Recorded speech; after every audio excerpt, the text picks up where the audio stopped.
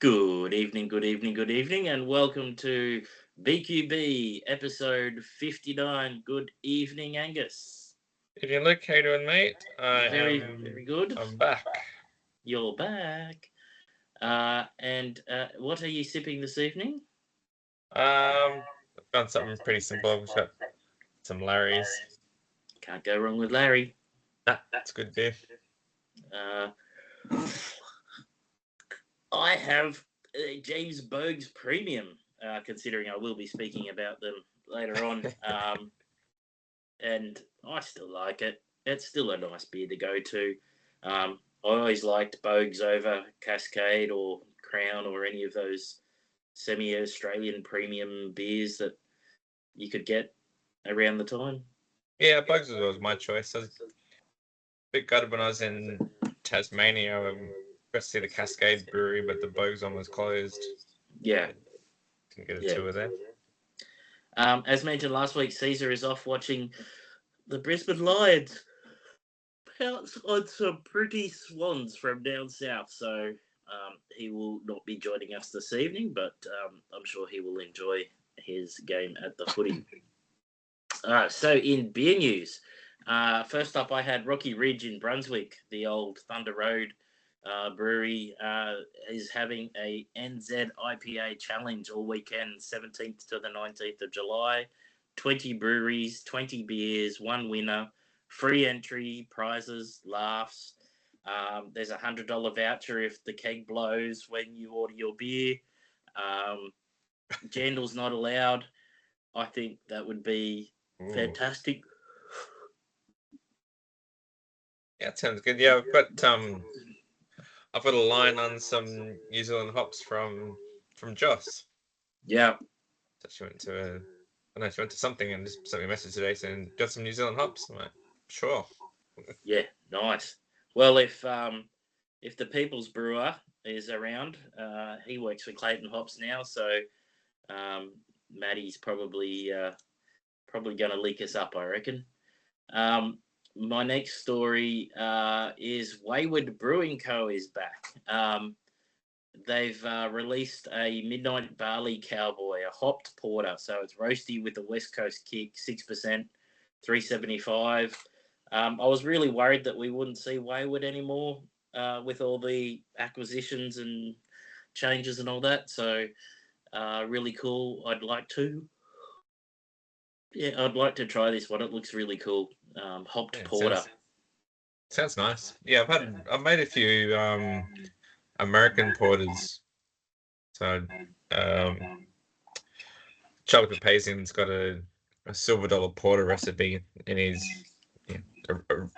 way back original how to brew book. Yeah, and it's just such a great recipe. You can't screw it up. I've tried so hard. Yeah, well, Young Henry's had a really nice. The motorcycle oil was a hopped porter, and so was, I think it was Brick Lane did a really nice hoppy one as well. So, yeah, very very nice style.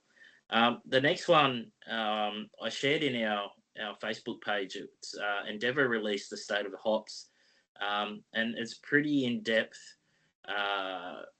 Retail picture of the Endeavour Group's retail sites, of which I work at, and uh, it's pretty interesting stuff. It might not, get down to the detail that some people are after, but I've pulled out a couple of points that I found quite interesting, and I know you've got some as well. So the areas where the stores have the highest beer percentage of their total sales, and the top 20, Queensland did pretty well. So Charters Towers came out first, Mount Isa second, Bowen third, Ingham fourth, and then you had Kyogle sixth, Mariba ninth, Cardwell 11th, Gundawindi 13th, Cloncurry 14th, and Serena in at 20th. So a lot of regional towns, but the highest percentage of beer sales in those stores in those towns are the beer champions, I would say.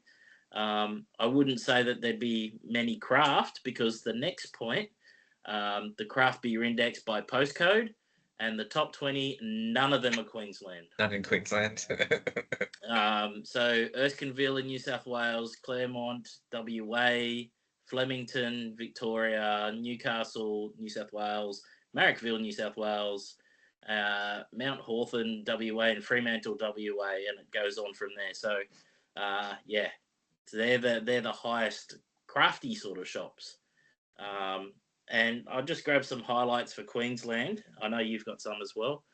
We're number one for glass bottle recycling. So they lined up the container deposit schemes, and we've got an 88% recovery rate apparently in Queensland, which is the highest state level recycling for big bottles. It didn't say they didn't grab cans, but for glass containers, there's I an never would 88. have guessed 87%. That seems crazy high. It is. It's huge. Of course, we're the mid-strength leaders. 20 million more litres in sales volume than the next highest index state. So it's all about your Great Northern and your Forex Gold up here. And we're the most frequent purchasers, so we might pop in a couple of times a week instead of just one. So, it's it is quite interesting. And Noosaville, the Dan Murphys at Noosaville leads the way nationally with the amount of beer baskets being sold up there. So I thought that was some interesting stuff. Queensland doing well, and you had some. I think you had each state broken down, didn't you? Yeah, I've got a few breakdowns across states. Japanese lagers have toppled Mexican-style lagers as the Australian choice of international beer. So I guess that means that Corona's down. Bad luck for them. Stouts are the fastest growing beer category. So the brands featuring here are Cooper's, Cascade, Shepherd Neame, and of course Guinness, riding high on the splitting the G craze. Some state breakdowns. So New South Wales a clear preference for full strength and craft beers, most likely to choose bottles over cans. Victoria leads the country for stout bulk format sales. I don't know what that means. Does that mean large bottles, kegs? Bulk format is like kegs as well as packs, like 24 packs and above. Okay. Yep. They also drink more full strength and international beers than the other states. Queensland, you already mentioned. South Australia, very proud supporters of locally brewed beer, and they drink the highest share of stouts across the country. Wow. WA, captain of craft, international style feature highly in WA, which the report points out is most likely due to the high number of residents born in the UK who have settled in WA. Yep. And BWS Bull Creek has the highest stout share of beer being sold across all the stores. So respect to people in Bull Creek getting on the stouts. Doing the stouts proud. And lastly, Tasmania rank as the experimenters of Australian beer drinking, and stouts feature quite highly as well. I try to remember the stat. I think it was 4% of all Tasmanian beers were new styles or new brands, new offerings. Yeah, that's pretty interesting, isn't it? That seems pretty high. 4% of all sales. Yeah. Yeah. Yeah, I think, and you mentioned I've seen a little bit of complaining from people about Endeavour kind of gatekeeping all this data and using it to their advantage. Correct. Yes, that's what they'll do. It's data that they've collected inside their sales chains, and there is no requirement for them to publish any of this data. So the fact that they've shared, kind of a small filtered version of the data in this report, I think is still an interesting thing. Yeah, I was really surprised. Like the IBA was saying that there was a lot of gatekeeping, and they were really disappointed. But if you sell with Endeavour, you get the details, an in-depth view of what your product's doing wherever you're selling it. I don't think you need to know what other people are doing, because that doesn't seem fair to me. And I don't know any other retail business. I don't know if independent chains do this, give out that sort of information. because it's the information I've never seen when I've sold to independents as well. When I was in that space. So look, I think this is like they go into a fair bit of detail. That some of the numbers are really good. Some of it's like growing or subtracting. So it's not. I suppose it's not as specific as some people would want to see, but Yeah. it's a really good snapshot and shows some really interesting trends. And they didn't have to do this. And I think there's some really cool stuff. Some of the local brands um, that do so well in their own states, I thought I'd grab as well. So, um, Pirate Life in local craft is really big in South Australia. Gage Roads in Western Australia. Young Henry's in New South Wales. Burley Brewing in Queensland. Stomping Ground in Victoria. And Moo Brew in Tasmania. So in the craft subcategory, there's some really familiar names there of people we like, and some of those are multinationals, and some of those are small independents. So I think there's a good mix there as well. But yeah, look, I think it's really interesting info, and I've sent the whole put the whole report onto our Facebook page. So if you're interested, have a read through, and you can make up your own mind about how it's been filtered or anything. But I thought there was some really interesting stuff in there. Yeah, I think the keyword you used is trends, and that's what I got from the report. There's no physical sales numbers and number of units shifted and that sort of thing. It's all about what trends are common between the states and which ones are standing out, that sort of thing. So yeah, I think trends is a real Yeah, keyword. yeah. I also saw a post that Stockade Brewing Co. is opening a bar in Goulburn with everything that's Stockade is owned by Tribe. They had to close down their Marrickville barrel room. As far as I know, some of those barrels did make it back to Tribe. I don't know if the team squandered them all or if they've been sitting there aging perfectly, waiting for a tap house to open in Goulburn. But if that's the case, that would be really cool. And I think it's really important when you've got a brand to have a tap house that people can visit and connect with the brand rather than the big major brewery that does a lot of brands. It does its own brands, but it also does brands for it brews for Young Henrys, it brews for Coles, it brews for Endeavour. So they've got a lot going on it's the biggest regional brewery around. And I think it's important if they want to push the Stockade brand to have their own tap room. Yeah, it's the easiest way to connect with the brand and the people behind it. Get your community going. Yeah. And like we said, you earn the most dollars from selling across your own bar. Oh yeah, definitely. And if there's some of the old money barrels there that have been aging for a couple of years now at Tribe, it might be worth a trip to Goulburn, honestly, because yeah, that'd be pretty cool. Next story I had was from 7 News Tasmania. So all the 42 Bogues employees have jumped out, and they actually want line to sell the brewery, so another person can come and take it over, and they continue brewing at the James Bogue site. Maybe under a different name, of course, because Lion owns the Bogues name. But to keep the 42 people employed there and to keep local production, they've actually sort of reached out and said, "Hey, sell the brewery. You keep brewing Bogues like you're going to do on the mainland or the North Island, as they say, and sell the brewery to someone here and let us keep our jobs and let's keep making beer for Tasmanians." And I don't know if anyone's got the pockets to do that, but it's a nice thought. Yeah, 42 people is a lot of wages, especially for an industry where you're not making much money. Oh, the overheads for a brewery too, of course. Yeah.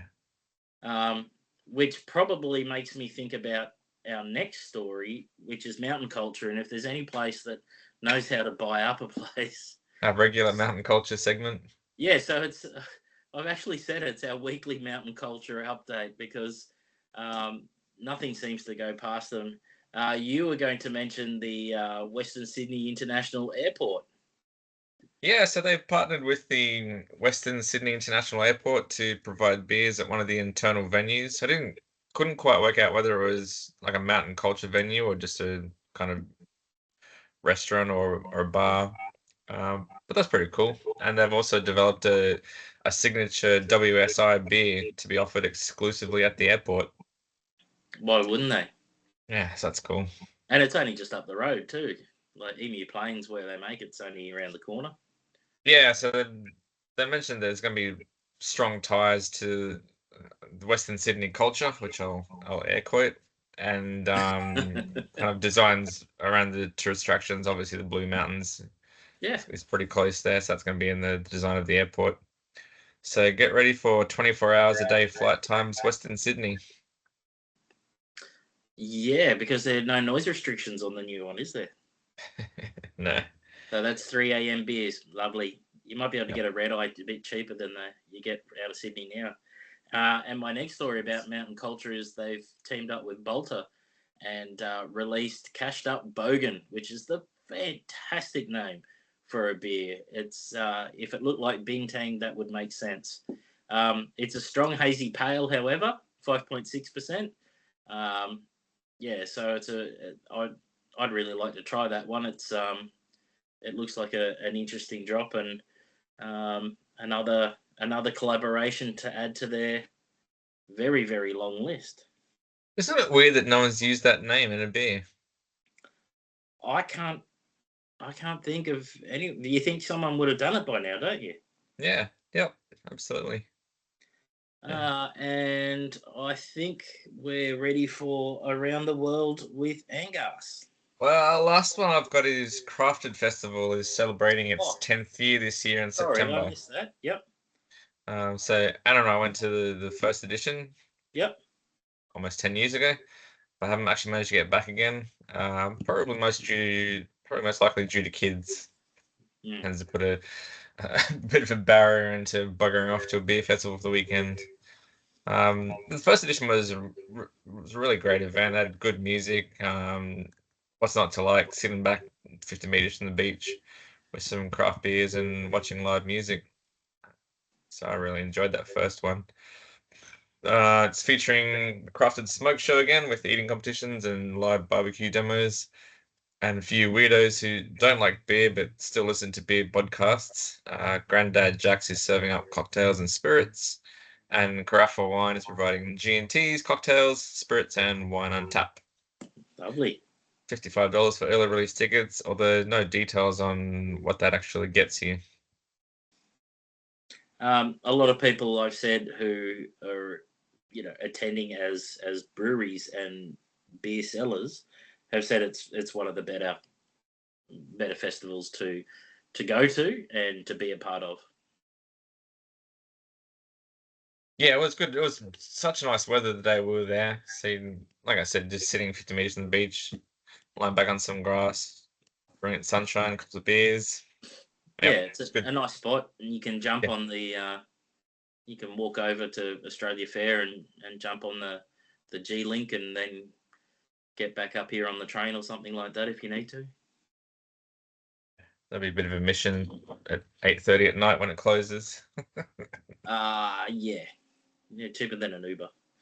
Uh, Sorry, and then we're pushing on to Angus around the world. Angus around the world tonight lands in Turkey, yay, this week. Turkey, yay. Turkey, yay. On the 26th of May, Turkey was officially renamed to Turkey yay for the rest of the world. But inside the country itself, that was the official name since 1923, when the modern republic was founded. So we've just been calling it the wrong name. Interesting. Yeah, started in 2021. They pushed for 5 years to get the name change through. That was mentioned by Turkey A's largest broadcast that it would provide some distance between the bird and the country, or Yep. perhaps more importantly, the negative connotations from being called a turkey or associated with a turkey. Okay. So I think that's kind of cool that they're using their traditional name. And some other countries that have gone through renaming. So Persia to Iran in 1935, Ceylon to Sri Lanka in 1972, Swaziland to Eswatini in 2018, and the Czech Republic to Czechia in 2016. Although strictly speaking, that is their registered short geographical name. So I think they're still known as the Czech Republic, but you can also call them Czechia. Okay. And a few of those in there were renamed by the British Empire. So Ceylon, Swaziland, they threw off the Commonwealth shackles and went back to their old names, which I think is cool. Yeah, I like that too. Back on topic. Turkey contains about 86 million people. Most of them ethnic Turks, whilst Kurds are the largest minority group. Officially a secular state with no official religion. Their population is largely Muslim, though. Okay. Probably their most famous period in time started in the 13th century. In 1243, the Mongol invasion caused the ruling Sultanate of Rum to disintegrate into multiple Turkish principalities. And then 1299 saw the start of the Ottoman Empire. And they really started kicking off around 1453 under the reign of Selim I and Suleiman the Magnificent. So at its height, the empire spanned from Greece all the way to the Arabian Peninsula and down to Libya and Algeria in Africa. Wow. So spanning across 3 continents. Having said all that, the Ottoman Empire ranks outside the top 5 largest empires. So whatevs. They make really nice stools as well. Yeah, they did. Yeah, the couches and things. Yeah. uh, Started losing influence and power heading into the 20th century, and after siding with the losing side in World War One, they were carved up by the Allies, and the empire pretty much dissolved. Beer history, you betcha. Beer brewing can be traced back in the Anatolia region 12,000 years. Mm. So the modern Turkish beer industry was established in the late Ottoman Empire in the 1890s. And the first modern brewery was founded by Smith brothers Walter and Ludwig Bomentoni in Istanbul. Um, Interestingly, the collapse of the Ottoman Empire saw the new Turkish Republic take control of alcohol production, and they absorbed all the Bomonti breweries into state-controlled entities. So I thought that was pretty interesting. 1969, the Anadolu Elfis Beverage Group shook up Türkiye and as a private brewery, and by the 1980s, they were seen as the market leader. Strangely, cultural and regulatory restrictions exist on alcohol advertising, but they still have a very vibrant brewing culture in their restaurant and coastal scenes. One of the more notable craft breweries I found was Garaguzu, widely known as Turkey's first microbrewery. Their name translates as Black Sheep. A lot of your standard beer choices, but some of them really stood out as interesting. And I'll probably butcher some of these pronunciations. I will butcher some of these pronunciations. There's no probably about it. Mehosh. This translates as a sweet and sour or pleasantly tart, 5.5% ale. Misceli, an American IPA aged in Jameson whiskey barrels, kicking in at 9%. And Kala Kayun Ormana.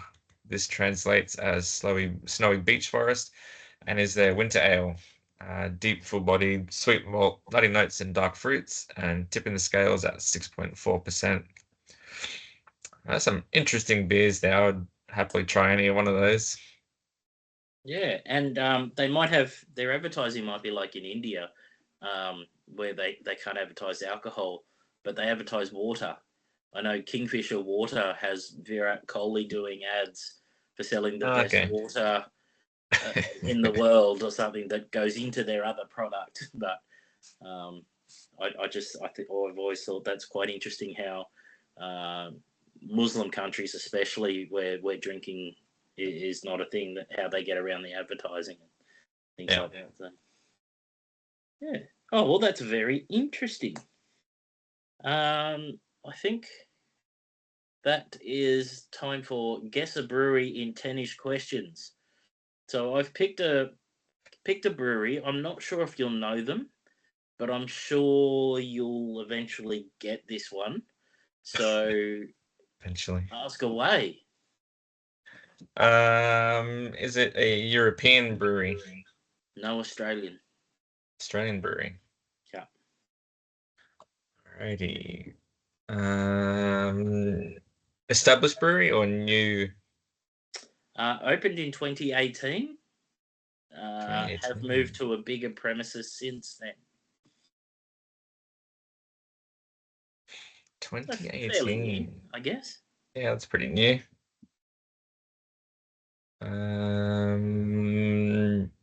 Do they have a well-known owner or head brewer? I know him. Not sure if you would.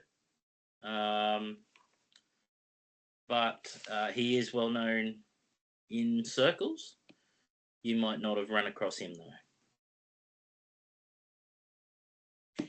So then I'm guessing it's either a Queensland or New South Wales brewery if you know him. Not bad guess. Okay. No.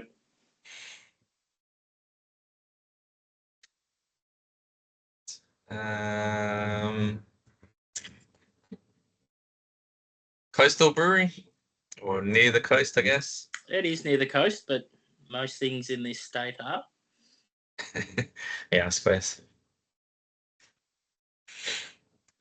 Which you So don't know which 28. state it is yet.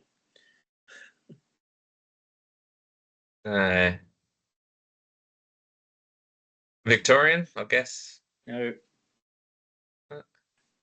Choice. North Island or South Island?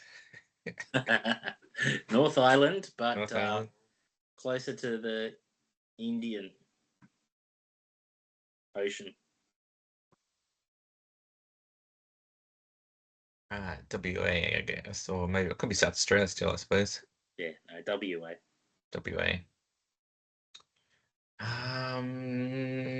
2018. That's not that long ago. Mm. You would have seen a couple of their beers come through the beer awards, which is impressive considering how far it's got to come to be a WA brewery in the Royal Queensland Beer Awards. I'm trying to remember some of the WA beers that we poured this year. Don't know if it was this year, but previous years they've done well. Yeah. Yeah, there's a brewery that had got about 2 or 3 medals last year, and I can't remember who it was. Not from WA.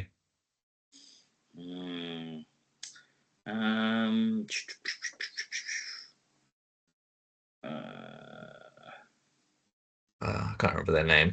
They've got a logo that's very popular that they run through all of their on all of their beer cans that relates to the national animal that the owner comes from.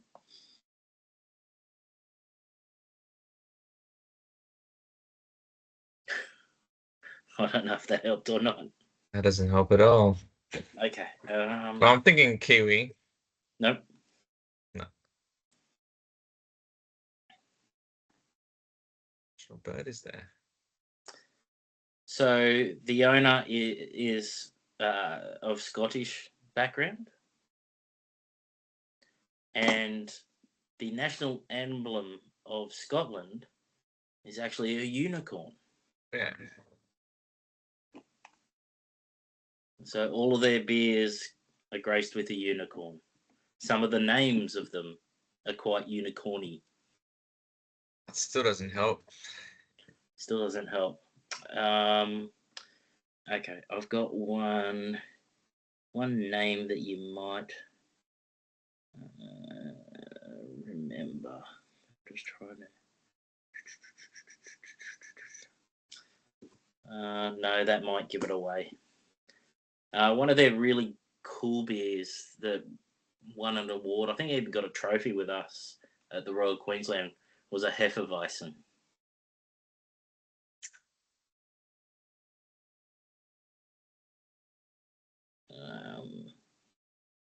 One of their champion beer titles was called Unbridled Unicorn.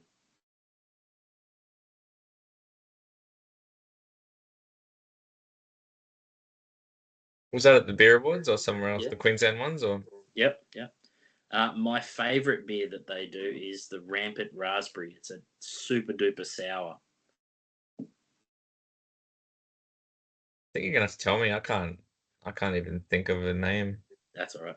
Blaster. Blaster. Blaster Weissen was the one that won. I'm pretty sure it won a trophy with us, but yeah. So Blaster Brewery, Blaster in Scottish Gaelic means delicious or tasty, and it was started in Burswood, WA. Steve Russell is the owner, who's Scottish background. He started home brewing, won a couple of awards home brewing, and opened Blaster in 2018. Has won awards, Chainbreaker, Chainbreaker IPA, Royal Perth, Abers, Champion Small Brewery, Rampant Raspberry, Unbridled Unicorn, Blasterweissen, the 2019 Australian International Beer Awards. They got medals for every beer they entered. They've actually got beers. Nice. Blaster Collective. Yeah. So it was a year after opening. Yeah. Jeez. Yeah. So Craig used to do some repping for him from Thirsty Merchants. Used to move a bit of Blaster around southeast Queensland, and I might have picked a bit of a hard one there for you, but I think it's a really cool brewery. Yeah, I remember them having quite a few beers, either last year or the year before. I can't remember which one. Yeah. But yeah, I remember quite a few Blasters coming through. The Unicorn on there. Yeah. Well, look, we're 59 episodes in. They all can't be easy, really. But they got to be better than the bloody Caesar's one. Oh, I'll still give him shit about that. Yeah, that was brutal, that one. He got me to choose Coors last week, so that wasn't a bad one. Yeah. So in sports balls, so in the FIFA Fraud Cup, there's some really cool games been so far. Teams already eliminated. Depending on some results, we actually could meet New Zealand in the first round of knockouts, which would be really interesting. Hey, we might win a game against New Zealand. Well, I don't know if I want to. I'd probably prefer not to go up against New Zealand, but it could happen. Yeah. Have you watched any games? I watched a few of the earlier games. I haven't watched much this week. Been pretty busy getting the house ready for sale. Yeah. And when do you move out? 7th of July, the new place settles. So this is the first open house this weekend. So fingers crossed there's not much of a crossover between the two. Yeah. But I'm glad kind of all the packing's done. I know the tidy up on this place is done, so we're just in the anxious period now of actually selling it. But all the work's done. Doing all the legal stuff and all that. Yeah. In the 6 again comp, I had the Dolphins are flying really high, and I thought that was really cool to see. The Tigers are just doing okay. But we got Adam Dewey back this week against the Knights, so that should be good. And I think Origin 3 at Suncorp should be an absolute blinder. So Wednesday week, I think that'll be brilliant. Super Rugby. Super Rugby, yeah. This has to be the weirdest final series ever. Normally in like any sport, really, teams really tighten up in the finals, and you hardly ever get scores in double figures. But that was thrown right out the window, and massive scores are posted by some teams, and then they lost by the same amount the next week. It was weird. So Yeah. read some of the games. Quarterfinals, Crusaders started the finals with a 52-31 win against the Blues. Then reverse that in the next week in the semi-final with a 49-12 loss to the Chiefs. Hurricanes absolutely pants the Brumbies in the quarters, 66-12. Chiefs pants the Reds, 46-24. So no Australian team made it past the quarters. Yeah. As is a common occurrence. Semi-finals, the Chiefs absolutely, well, like I mentioned, the Chiefs absolutely pants the Crusaders, 49-12. Hurricanes really pants the Blues, 57-21. Yes. And then in the grand final, which you assume is going to be a tight game, the Hurricanes absolutely blew the Chiefs off the park with a winning score of 60-5. It's not a So game. That's a shame. That is. yeah, so some of the records from that game: the largest winning score, the largest winning margin, most tries and points scored, and most individual tries scored. And the Hurricanes scored 183 points across their 3 finals matches, averaging 61 points a game. So I called the Hurricanes from a long way out in the season, and You did. they certainly delivered. Yeah, that game against the Chiefs was just unbelievable. Just for it all to come down to that final and to be that big, just ridiculous. Yeah, the first half was I was fairly tired, but the second half, the Hurricanes just absolutely ran amok. It was like every ball bounced their way, every pass stuck, every catch went to the fingers. Like it was just everything went their way in the second half. They couldn't do anything wrong. So that's pretty early for that to finish off. So when does the season start again? Like in November or?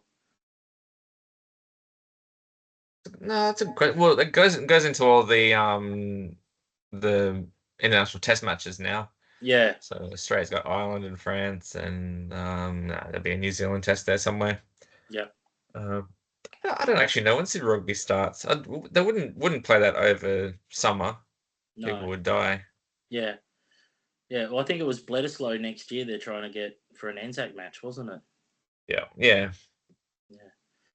Yeah. I suppose there's not that many teams, so I guess it's a bit of a shorter season. But too bad for any Australian team wanting to get to the final. Nobody deserved to get there. Yeah. Imagine the score. Sorry, imagine the score against the Hurricanes. Triple figures. Bloody hell. Yeah. And the last one I had was the FIA Battery Management World Championship. Red Bull Ring this week in Austria. I think the Ferraris would actually fare well again. They've got slow corners like they did last week. And as we mentioned last week, it was really good to see Hamilton with his mojo back. So I'm thinking it might be Hamilton, Kimi, and hopefully a McLaren up there. Hopefully Oscar. Yeah, he's gone a little bit off the boil a bit, hasn't he, Oscar? Both of them Or really. both, The I guess, yeah. McLarens aren't shining. So yeah, it'll be interesting to see. And I think that's everything for this week. Did you have anything else? No, that's all I've got. Lovely. Well, I will put this all up for all our lovely listeners / watchers. And I hope your team wins this weekend, whoever you are following, who follow us. And we will catch you next week for another basement quality banter around the same time. Bye all. Thanks, Cheers. everyone. See you later.